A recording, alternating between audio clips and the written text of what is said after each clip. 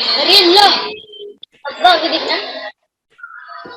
Atika, Dilkasha, Ayaan, Aliya, yes teacher. Farhan, Nusrat, Mahmood, yes सब बच्चे अपना वीडियो शुरू करो।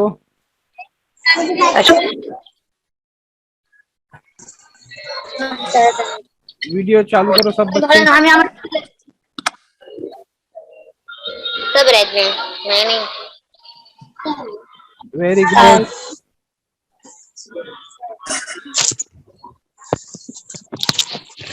नसरीन, अरे कैमरा बंद है ना।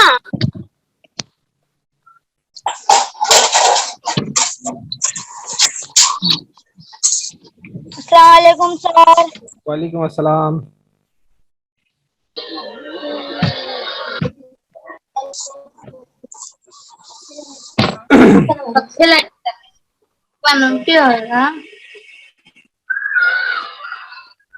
কত সময় বলতে থাকছে ধরতে কম ধরতে হবে পাতা দিয়ে ধরতে হবে আগে ধরতে তোর বেলা না ধরছিলাম দূর কেন করছো রে কথা দেখা हेलो वेरी गुड।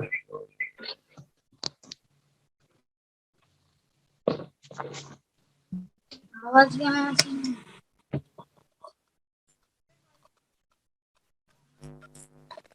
ताजमीन, वीडियो शुरू करो अपना। नुसरत, दिलकशा, पहले सेट করেছে তো अबू साद किधर है?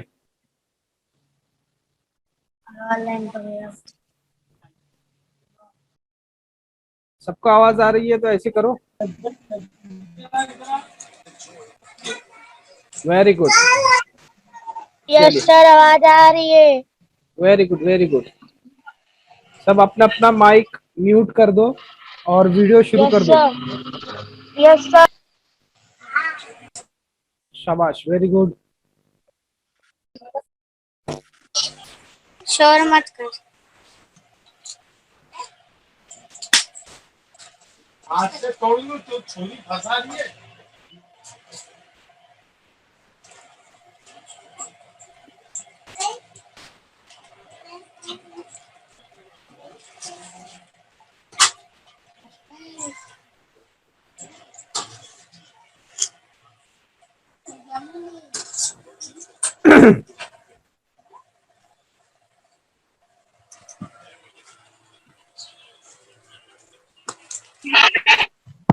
अस्सलाम वालेकुम सर वालेकुम अस्सलाम।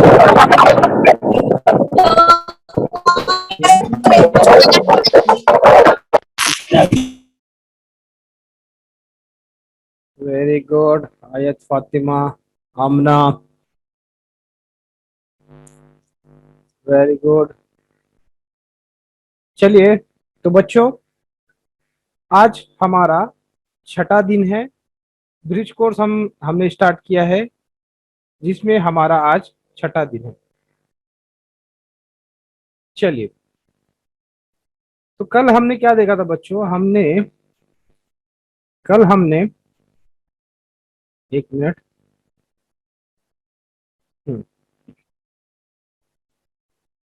कल हमने क्या देखा था? हाँ, कवायद का हमने हिस्सा देखा था। आज भी हम कवायद का हिस्सा देखेंगे और साथ ही साथ हम सोशल साइंस यानी कि ईवीएस 2 के बारे में भी हम मालूमात हासिल करेंगे। हमारा ईवीएस 2 का भी सिलेबस आ चुका है और हम ईवीएस 2 का आज हमारा पहला दिन रहेगा और उर्दू का आज हमारा छठा दिन रहेगा। ठीक है, तो चलिए मैं आपको स्क्रीन पर शेयर करके दिखाता हूँ कि आज हमें क्या पढ़ना है। ओके, सबका ध्यान अपनी स्क्रीन पर रहेगा। सब अपना मोबाइल आड़ा कर दें।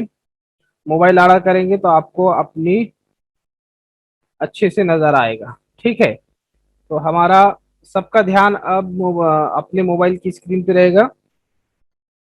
आज हमारा छठा दिन है, कलर चेंज करते हैं। आज हमारा छठा दिन है और महारत हमारी है बोलना, पढ़ना, लिखना और अमली कवायद। ठीक है, जो हमने कल भी देखे थे, कल भी यही महारत थी हमारी, और आज की एक्टिविटी भी वही है, सेम कल जैसी ही है, लेकिन उसमें थोड़ा सा फर्क है। ठीक है, चलिए आओ मालूम करेंगे हमें क्या करना है। उस्ताद वालिदैन दर्ज झैल सरगर्मी से मुतालिक गुफ्तगू करें। अगर, अब इस पॉइंट को ध्यान से सुनो, अगर झैल में अल्फाज के शुरू में मीम लगाने से मफूल बनता है तो पता करते हैं। क्या कह रहा है वो कि एक लफ्ज दिया गया है, उसमें मीम लगाने से क्या बनता है, मफऊल बनता है, मफूल। ठीक है, मफूल का मतलब होता है, हमने कल देखे थे फेल, फेल का मतलब होता है काम। ठीक है, काम हो रहा है और जिस पर काम हो रहा है उसे हम क्या कहते हैं, मफऊल कहते हैं, मफऊल। मीम फे ऐन वाव लाम, तो इसे क्या कहते हैं, मफूल, जिस पर फेल हो रहा है, जिस पर काम हो रहा है ना। मिसाल के तौर पर कोई एक मिसाल बताओ, कोई एक जुमला बताएगा, कोई एक सेंटेंस मुझे बताओ, मैं यहाँ पे लिखता हूँ। कोई एक जुमला बताओ जिसमें काम हो रहा है।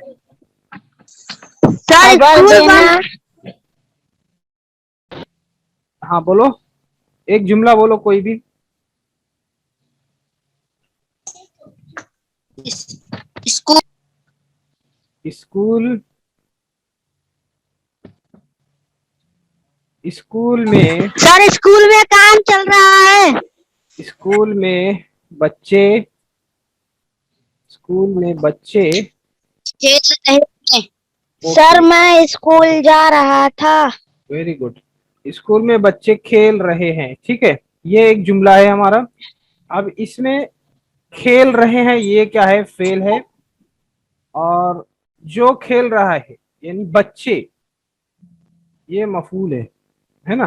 तो हमें मफूल बनाना है, जिस पर काम हो रहा है वो बनाना है हमें, मीम लगाकर। समझ गए? तो देखिए अब हम मिसाल के जरिए समझेंगे इसको कि एक होता है कत्ल, है ना, कत्ल होने वाला, जिसका कत्ल हो गया है। हाँ, कत्ल होने वाला, जिसका कत्ल हुआ है उसे क्या कहते हैं, मकतूल, मकतूल, है ना। जिसका कत्ल हो गया, जिसका मर्डर हो गया है ना, उसे कहेंगे मकतूल, और जिसने किया उसे कहेंगे कातिल।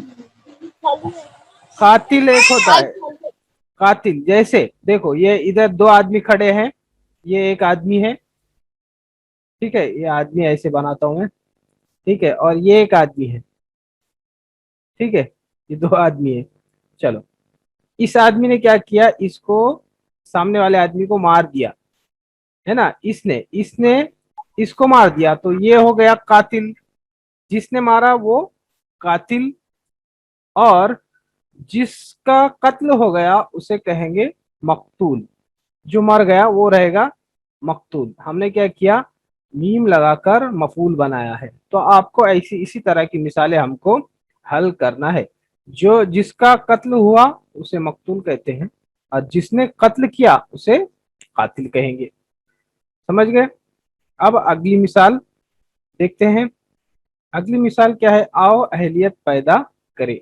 ये भी आप आसानी से जवाब दे सकते हैं, ये रियाजी में आपने पढ़ा है। पहली मिसाल है, आओ अहलियत पैदा करें। मीम से शुरू होने वाले मफूल बनाइए। जर्ब, ये जर्ब का अमल होता है, जिसको जर्ब दी गई है ना, 5 जर्ब 6, 5 से 6 को जर्ब दी गई, उसे क्या कहेंगे,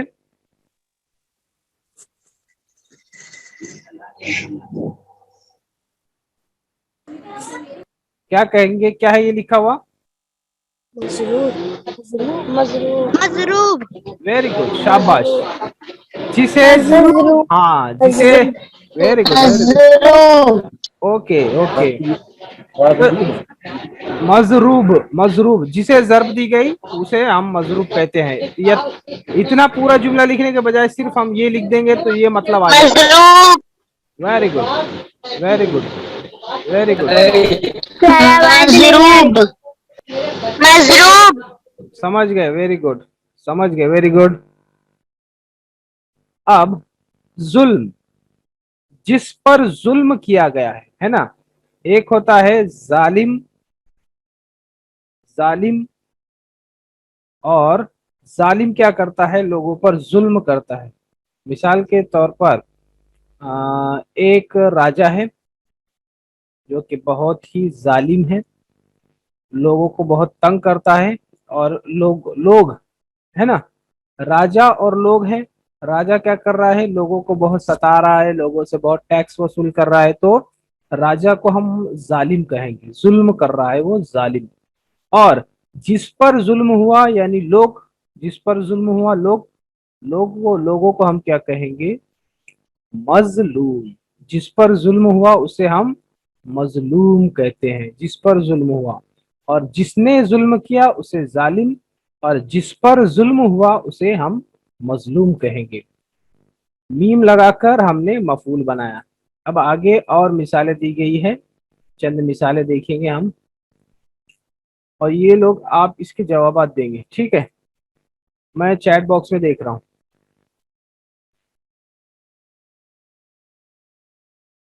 ओके, आओ मश्क करें, आओ मश्क करें। मीम से शुरू होने वाले मफूल बनाइए। जिस पर इल्जाम हो, जिस पर इल्जाम हो उसे हम क्या कहेंगे, कौन बताएगा। जिस पर इल्जाम लग गया है, जिस पर इल्जाम लगाया उसे हम क्या कहेंगे। यस आमेना बता सकते हैं।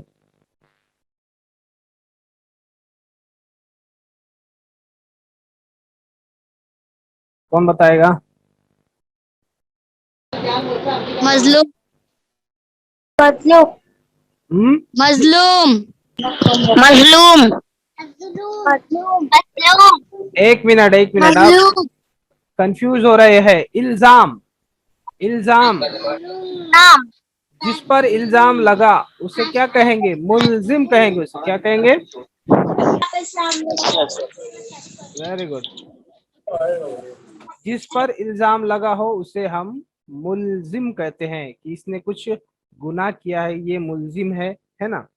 अब जिससे इश्क हो उसे कहते हैं महबूब, मुल्जिम। इस तरह से मुल्जिम रहेगा। जिस पर इल्जाम लगा है उसे हम मुल्जिम कहेंगे। जिससे इश्क हो उसे क्या कहते हैं, महबूब कहते हैं। क्या कहते हैं, महबूब। जिससे इश्क हो। जिसने जुर्म किया है, ये तो आसान है, ये बता सकते हैं आप लोग, आसान है। जिसने कोई जुर्म किया है उसे क्या कहते हैं, जालिम। जालिम। जुर्म, जुर्म। जालिम। गलत, गलत। जालिम। इसका जवाब जुर्म,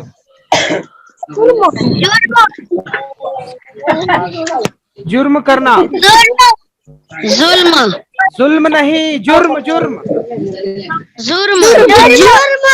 जुर्म बेटा। हाँ, जुर्म। जुर्म करना। जुर्म। जुर्म। जुर्म। अच्छा। अरे सुनो मेरी बात ध्यान से, तुम लोग ध्यान से नहीं सुन रहे। जिसने चोरी किया उसे चोर कहते हैं, है ना। उसी तरह जिसने जुर्म किया उसे क्या कहते हैं, जो चोरी करता है उसे चोर कहते हैं, ठीक है। तो जिसने जुर्म करना, जुर्म करना यानी गुनाह करना, तो उसे क्या कहेंगे, क्या कहेंगे उसे, जिसने जुर्म किया है उसे क्या कहेंगे, मुजरिम। वेरी गुड, जुर्म। Very good. मुजरिम किसने कहा, मुजरिम। मुजरिम। मुजरिम, मुजरिम। वेरी गुड, मुजरिम। मुजरिम। Very good. जिसने जुर्म किया उसे मुजरिम कहा जाता मुजरिम। है। मुजरिम कहते हैं। Very good, very good. आप लोग जिसमें मुजरिम। समझ गए, वेरी गुड। चलिए अब आगे बढ़ते हैं बच्चों। आगे ये आपको जो मिसाल दी गई थी, अब आपको क्या करना है, चैलेंज तखय्युलाती बने, यानी आपको होमवर्क करना है अपने उस्ताद वालिदैन की मदद से दरसी किताब, अखबार और रिसालों के जरिए मुख्तसर जुमले लिखना है और इस जुमले में मीम लगाकर मीम से शुरू होने वाला एक लफ्ज लिखना है, जिस तरह से यहाँ पर लिखे थे। ये एक जुमला है, हमने इस जुमले के लिए एक लफ्ज लिखा, जिस पर इल्जाम लगा उसे हमने मुल्जिम कहा, जिससे इश्क हो उसे हमने कहा महबूब, और जिसने जुर्म किया उसे कहते हैं मुजरिम। जुमला, इतने बड़ा जुमले के लिए सिर्फ एक लफ्ज इस्तेमाल हुआ, मुजरिम। ठीक है, जिसने जुर्म किया उसके लिए मुजरिम इस्तेमाल हुआ, यानी इतना जुमला लिखने के बजाय हम सिर्फ ये एक लफ्ज भी लिख दे तो ये जुमले का मतलब हमें समझ में आ जाता है। तो ये आज की हमारी उर्दू की एक्टिविटीज थी कि मीम लगाकर मफूल बनाना है। आपको अपनी किताब से, दरसी किताब या अखबार या कोई कहानी की किताब से ऐसे अल्फाज ढूंढकर निकालना है और अपनी कॉपी में लिखना है। अब हम आगे बढ़ेंगे, आगे हम सोशल साइंस का पढ़ना है। सोशल साइंस यानी EVS 2, जिसे तारीख भी कहते हैं। EVS 2 में हमने ये 5वीं जमात में सब पढ़ा था हमने कि तारीख किसे कहते हैं। तारीख किसे कहते हैं सबक नंबर 1 था, हम जमा शशुम हमारा सोशल साइंस का पहला दिन है जिसमें हम समाजी उलूम देखने वाले हैं। उसमें हम सबसे पहले तारीख देखेंगे। तारीख में हमें क्या पढ़ना है, हमारे सबक का नाम रहेगा तारीख किसे कहते हैं, जो हमने जमात पंजुम में माहौल का मुताला EVS 2 में सबक नंबर 1 में हमने पढ़ा था। समझ गए? ओके।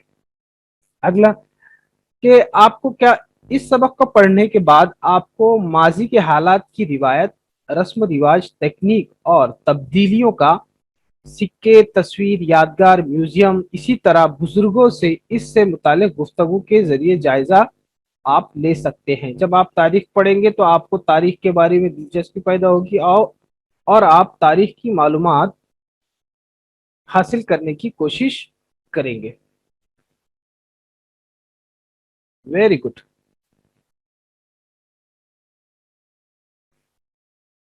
आप क्या करेंगे, तारीख की मालूमात हासिल करने की कोशिश करेंगे। अब आगे बढ़ते हैं हम।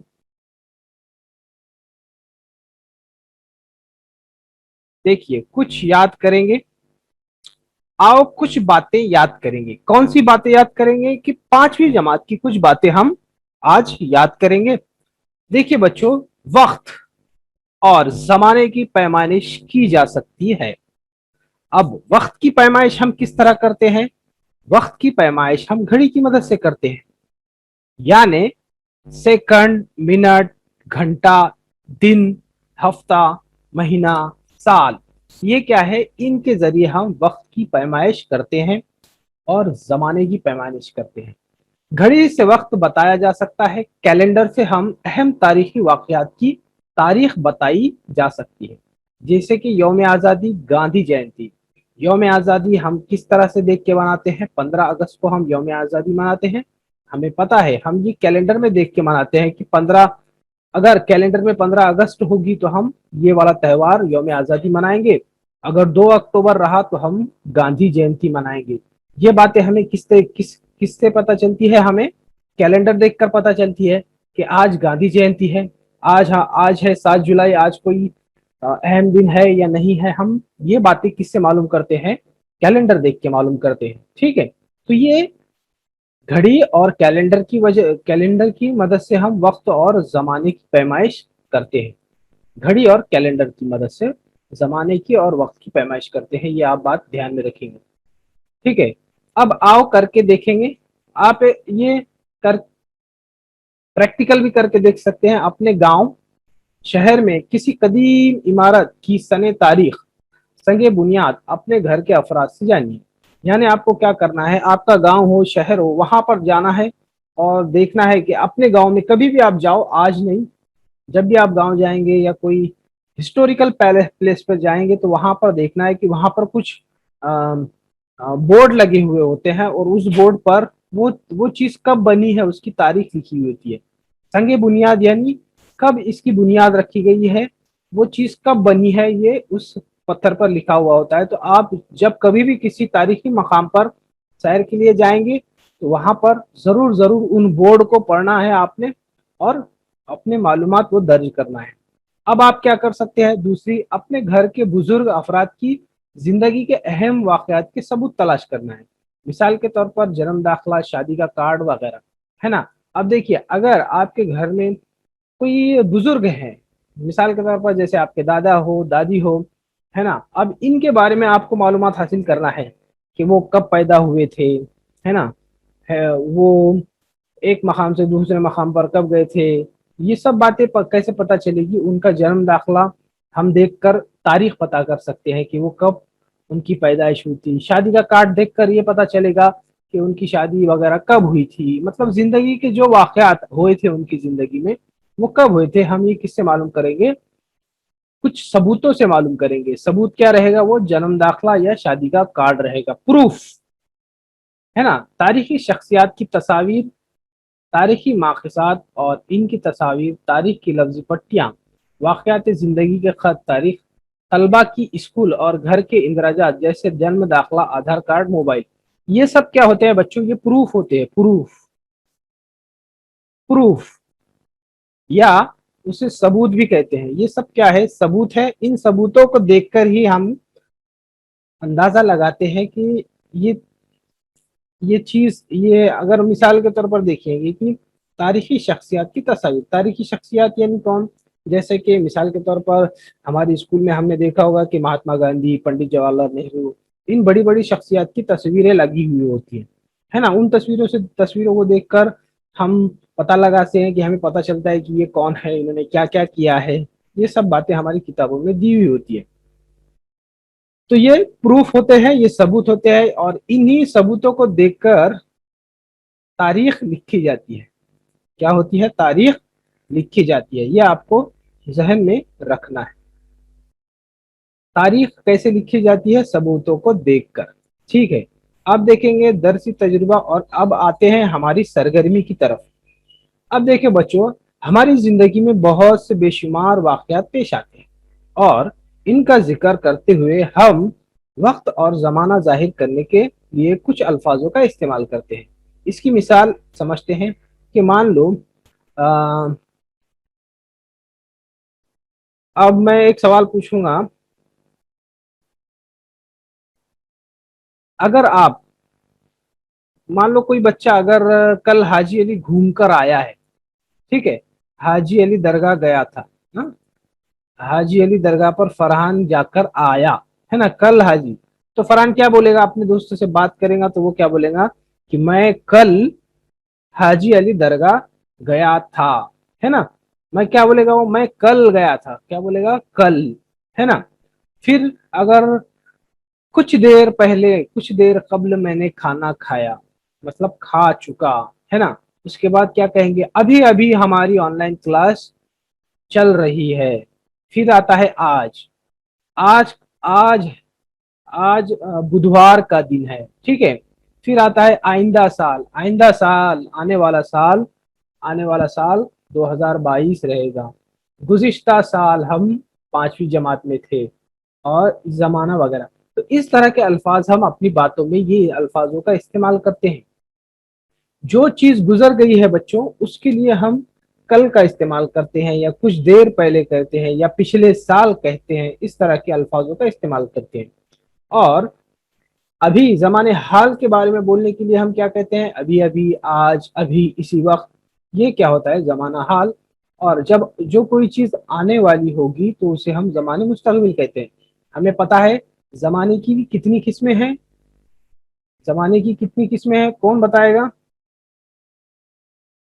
जमाने की कितनी किस्में हैं? 3 किस्में। Very good. कौन कौन सी है? जमाने माजी, जमाने हाल, जमाने मुस्तकबिल। वेरी माजी, जमाने मुस्तकबिल। वेरी गुड, बिल्कुल सही बताया आपने। ये 3 ये जमाने की किस्में हैं, ठीक है। अब हम इन जमानों को हम अपनी रोजमर्रा की जिंदगी में क्या करते हैं, ऊपर दर्ज किए हुए जुमले, कई अल्फाजों का हम इस्तेमाल करते हैं। अगर इन लफ्जों का जुमले में सही से इस्तेमाल ना किया जाए तो जुमले का सही मफहूम वाज़े नहीं होता है। अगर हम ये इन अल्फाजों का इस्तेमाल सही से अगर हम नहीं करेंगे तो हमें पता ही नहीं चलता कि वो काम कब हुआ है ना।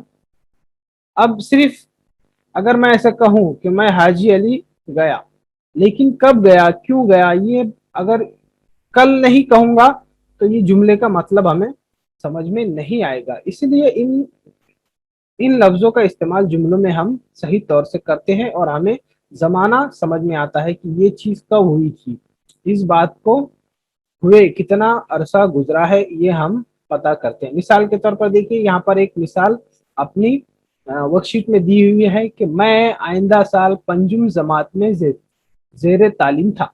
अब यहाँ पर उन्होंने लिखा है आइंदा साल। ये सही है कि गलत है? ये गलत है। ये कैसे गलत है, अब हम देखते हैं। अब ऊपर का जुमला गुजरे हुए वाक़े को बयान कर रहा है ना। आप पांचवी में थे, वो जमाना गुजर गया। अब आप छठी में आए हैं, जमाने हाल है, और जब पांचवी में थे तो वो जमाने माजी था। तो आइंदा साल नहीं कहेंगे, बल्कि हम क्या कहेंगे, आइंदा कहने के बजाय हम कहेंगे गुज़िश्ता साल। इसका इस्तेमाल करना आपको जरूरी होगा। अगर आप आइंदा साल करेंगे तो उसका मतलब होगा कि आने वाला साल, और गुज़िश्ता साल यानी गुजरा हुआ साल। तो ये सही मफहूम हमें मालूम पड़ेगा। इसका मतलब अल्फाज का मुनासिब इस्तेमाल से ही जुमले का सही मफहूम वाज़े होता है। अब देखिए, जब हम सही अल्फाजों का इस्तेमाल करेंगे तो हमें जुमले का मतलब पता चलेगा। अब गुज़िश्ता इस लफ्ज से ज़माने माजी का जाहिर इजहार होता है। हमने क्या कहा कि गुज़िश्ता साल मैं पंजुम जमात में ज़ेरे तालीम था, यानी पिछले साल, गुज़िश्ता साल, गुजरा हुआ साल। जबकि आइंदा इस लफ्ज से ज़माने मुस्तकबिल का इजहार होता है। अगर जब हम कहेंगे आइंदा तो इसका मतलब होगा कि हम आने वाले साल के बारे में कह रहे हैं, और जब हम कहेंगे गुज़िश्ता तो इसका मतलब ये होता है कि हम क्या कह रहे हैं, गुजरे हुए यानी कि ज़माने माजी के बारे में हम कह रहे हैं। यह आपने पांचवी जमात में पढ़ा था, हम लोग इसे क्या कर रहे हैं, दोहरा रहे हैं। अब ऊपर के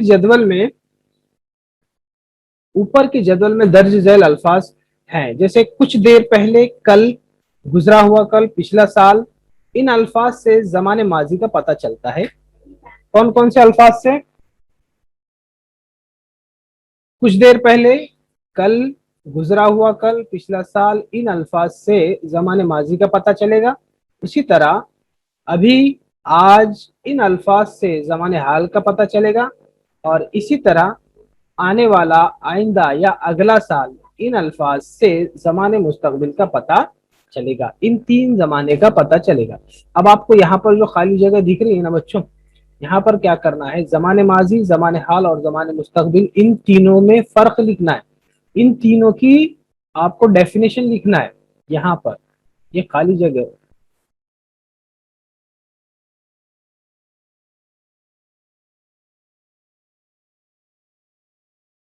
एक मिनट।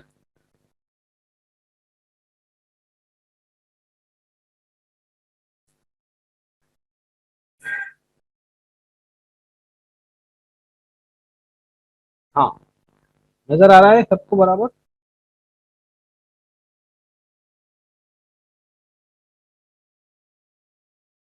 तो यहाँ पर आपको क्या लिखना है,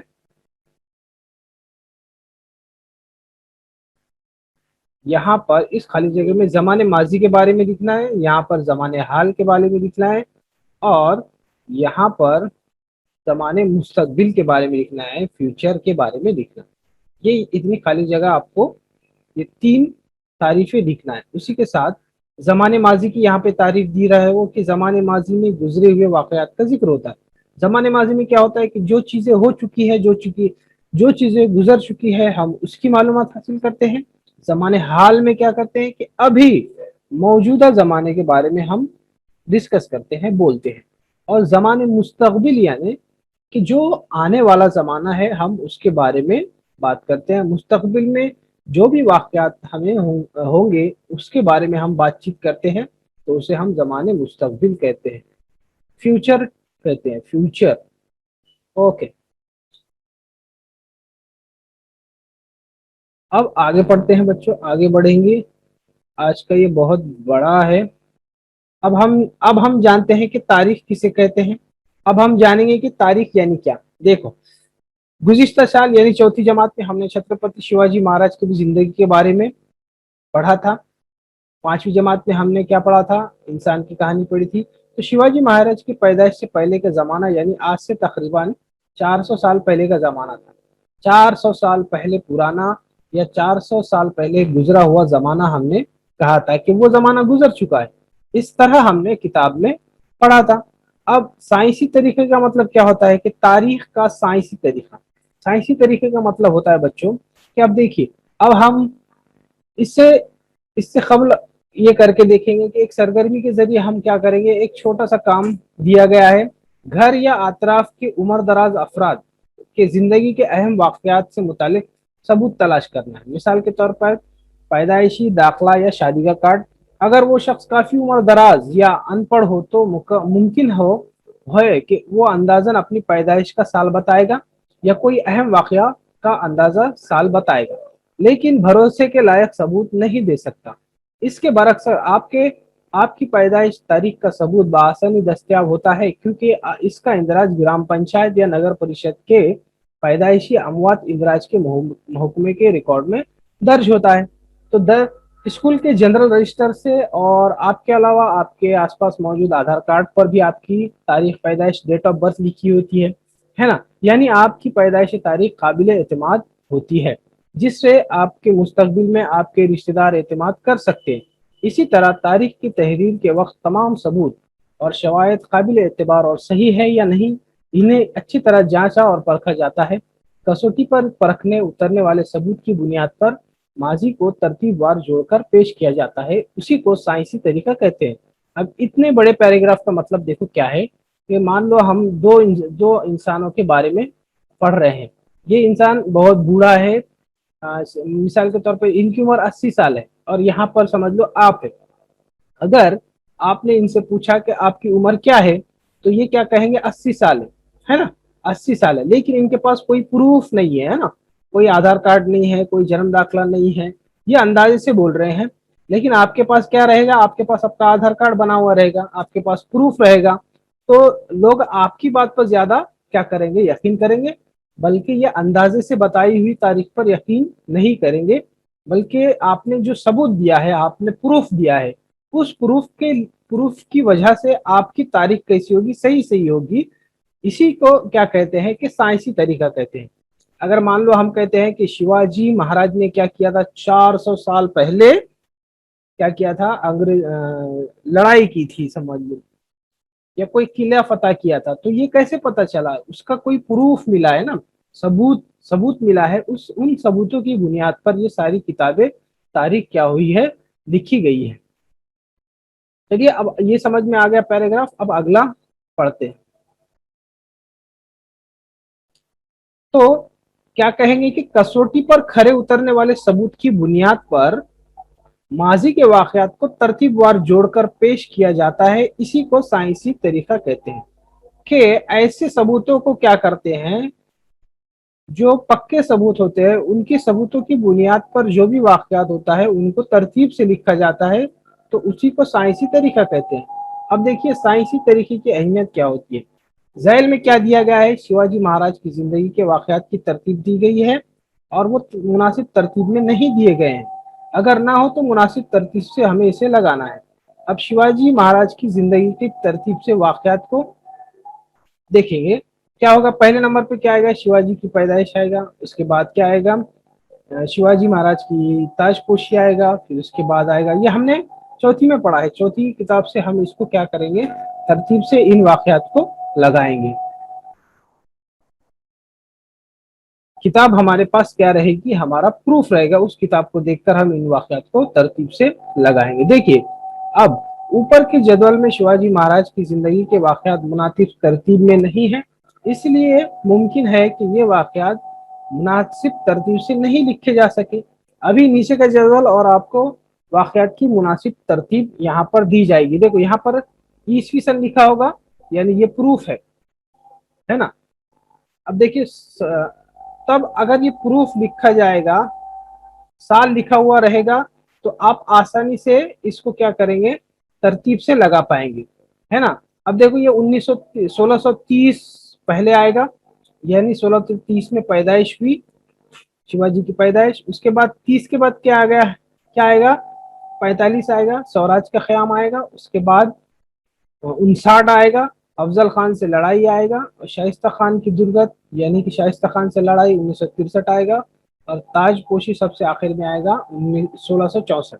अब ये मालूम होने की वजह से, साल मालूम होने की वजह से हमने उसे आसानी से तरतीबवार लगा सके। तो आपको भी इसी साल को देखकर ही तरतीबवार लगाना है। जो सबसे पहला रहेगा, है ना, 1630 ये सबसे पहले है, इसलिए शिवाजी की पैदाइश सबसे पहले हुई, ये हम तरतीब से लगाएंगे।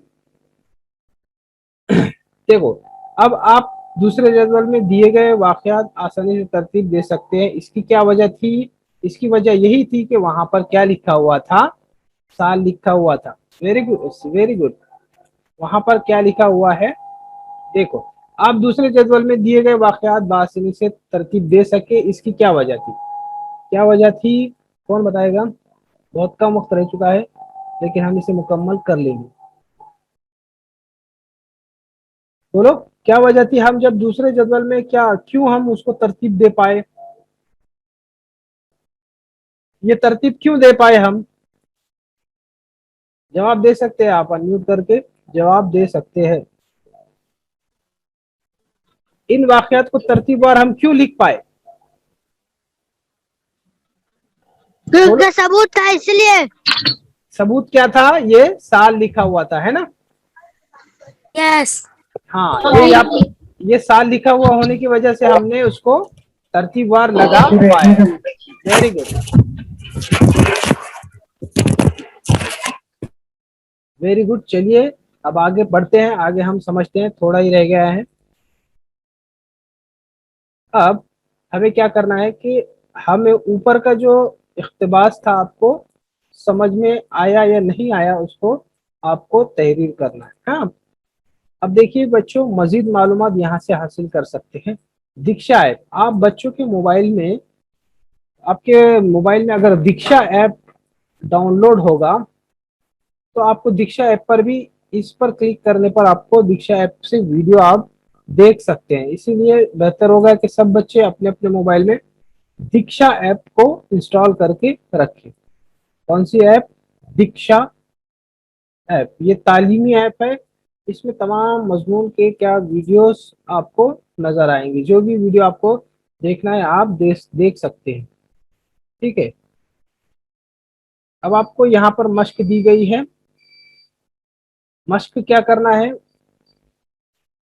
मुझे मजीद करना पसंद आएगा। अगर आप ये करेंगे ये चीज़ों को, तो आपको पसंद आएगा कि ज़माने की किस्में कौन सी हैं, उनके नाम लिखना है।